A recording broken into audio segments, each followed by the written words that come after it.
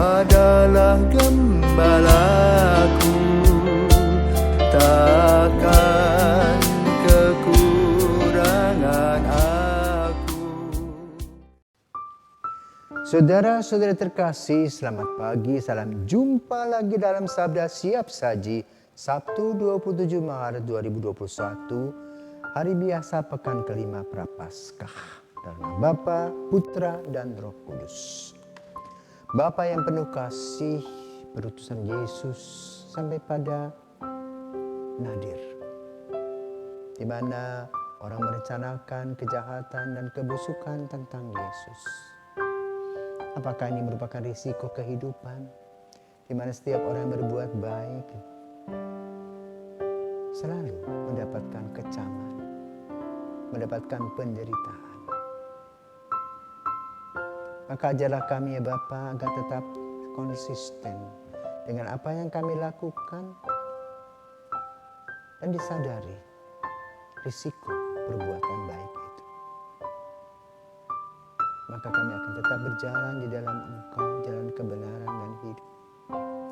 Tuntunlah kami senantiasa Bapa agar kami menjadi hamba yang setia.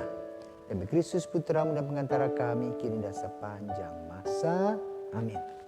Tuhan bersamamu dan bersama rohmu. Inilah Injil Yesus Kristus menurut Yohanes. Dimuliakanlah Tuhan. Banyak di antara orang-orang Yahudi yang datang melawat Maria dan yang menyaksikan sendiri apa yang telah dibuat Yesus terhadap Lazarus, percaya kepadanya.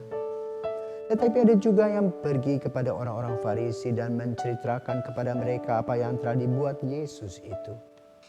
Lalu imam-imam kepala dan orang-orang Farisi memanggil mahkamah agama untuk berkumpul. Mereka berkata, apakah yang harus kita buat? Sebab orang itu membuat banyak mujizat. Apabila kita biarkan dia, maka semua orang akan percaya kepadanya. Lalu orang-orang Roma akan datang dan merampas tempat suci kita serta bangsa kita. Tetapi seorang di antara mereka, yaitu Kayafas, imam besar pada tahun itu, berkata kepada mereka, kamu tidak tahu apa-apa. Kamu tidak insaf bahwa lebih berguna bagimu jika satu orang mati untuk bangsa kita daripada seluruh bangsa kita ini binasa. Hal itu dikatakan Kayafas bukan dari dirinya sendiri, tetapi sebagai imam besar pada tahun itu, ia bernubuat bahwa Yesus akan mati untuk seluruh bangsa, bukan untuk bangsa itu saja, tetapi juga untuk mengumpulkan dan mempersatukan anak-anak Allah yang tercerai-berai. Mulai dari hari itu mereka sepakat untuk membunuh dia. Karena itu Yesus tidak tampil lagi di muka umum di tengah-tengah orang Yahudi. Ia berangkat dari situ ke daerah dekat padang gurun, ke sebuah kota yang bernama Efraim. Di situ ia tinggal bersama murid-muridnya. Waktu hari raya Paskah, orang Yahudi sudah dekat dan banyak orang dari negeri itu berangkat ke Yerusalem untuk menyucikan diri sebelum Paskah itu.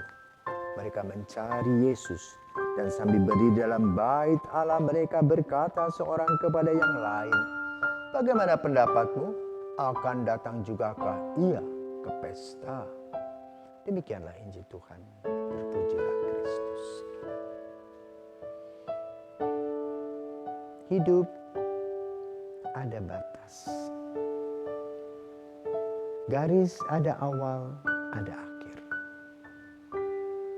Semua yang dilakukan manusia mengandung risiko. Asap, ada api. Ada kebaikan, ada risiko. Injil hari ini menggambarkan puncak dari perseteruan antara Yesus dengan kelompok yang menentangnya. Kelompok yang kehilangan pengaruh, marah, dendam. Lalu mereka merencanakan kejahatan. Termasuk imam mengatakan lebih baik satu orang itu bangsa ini, walaupun dia mendapat nubuatan. Maka lalu mereka semakin bersekongkol. Untuk apa? Menjebloskan Yesus. Dan hukuman yang paling berat adalah penyaliban. Maka mereka merencanakannya. Kejahatan itu direncanakan. Dalam situasi seperti ini Yesus terus menghindar.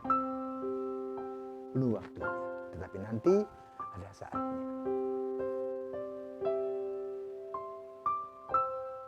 Lalu apa yang harus dilakukan? Dan apa contoh yang harus kita ambil? Seorang bapak, seorang ibu, bila melihat anaknya pada masa pandemi COVID-19 ini tidak makan, apa yang dibuat? Ya sudah, gak usah makan. Bukan solusi. Kadang dengan rasa menghilangkan rasa malu, mengetuk tetangga yang dia tahu juga bahwa tetangga itu punya masalah yang sama. Tidak punya uang. Tapi mungkin dia punya lebih sedikit. Maka datanglah dengan segala kerendahan hati, mengetuk hati orang untuk bisa mendapatkan sesuap nasi bagi anak yang lapar. Mungkin pada saat pinjam, orang tua itu dicaci maki. Tetapi demi anak, tutup telinga, tutup hati. Demikian pula Yesus. Demi keselamatan murid-muridnya, demi keselamatan kita semua, tutup mata, tutup hati. Tidak peduli kepada hal-hal yang buruk, tetapi tetap berjalan di jalan yang benar. Maka mari kita berdoa agar kita tetap berada di dalam jalan kebenaran.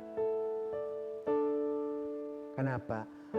Kita mempunyai teman, tapi kita juga mempunyai lawan. Teman dalam karya kita selalu mendukung.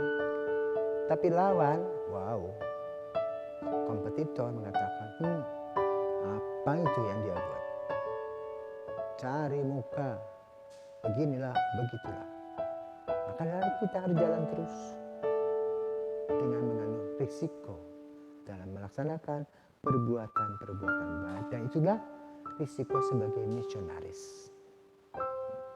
Kadang ada situasi yang membuat kita harus meregang nyawa. Kadang kita juga harus menyelamatkan diri, menghindari kekejaman-kekejaman. Tetapi tetap berjalan dalam tongkat kesucian, tongkat kebenaran, jalan Yesus. Mari kita berdoa agar kita diberikan oleh Tuhan kekuatan ketika kita mengalami banyak hal yang berkaitan dengan hal-hal yang kurang kita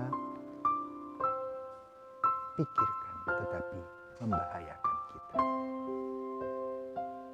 Tuhan, berkatilah kami dalam langkah-langkah kami agar kami tetap berjalan di dalam Engkau, biarpun tantangan dan hambatan datang silih berganti. Kami yakin dan percaya Engkau berikan kepada kami kekuatan. Yesus Putramu dan pengantara kami, kini dan sepanjang masa,